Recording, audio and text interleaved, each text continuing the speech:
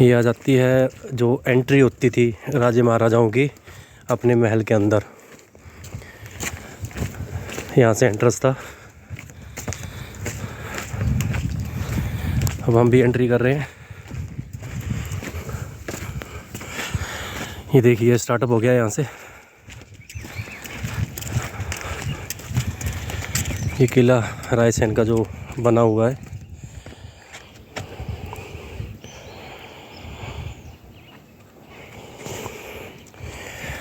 बारह 1234 में बना गया था ये।